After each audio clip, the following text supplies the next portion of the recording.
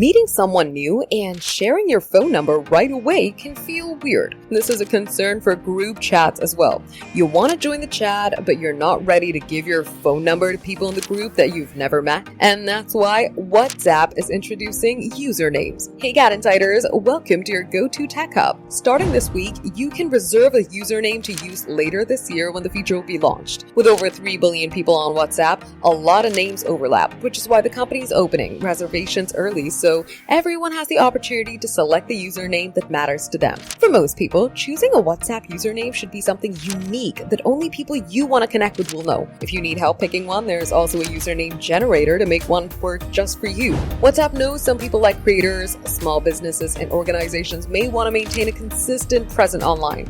For them, there's an option to claim their existing Instagram or Facebook username on WhatsApp. Usernames are the latest step to make WhatsApp even more private. There's no directory to browse and no suggestions. People will need to know your exact username to contact you for the first time. To help control who can reach you on WhatsApp with your username, there's also an optional username key that others will need to know to message you. Once the feature is launched, when you message a person or business for the first time, they will no longer see your phone number if you enabled your username. To get your username reserved on the latest version of WhatsApp, just head to Settings, then Account, then Username. Usernames will be rolling out gradually, and WhatsApp will notify you when they're available in your country. For more updates, subscribe to GadInsider, like and share the video, and don't forget to press the bell icon so you never miss any update.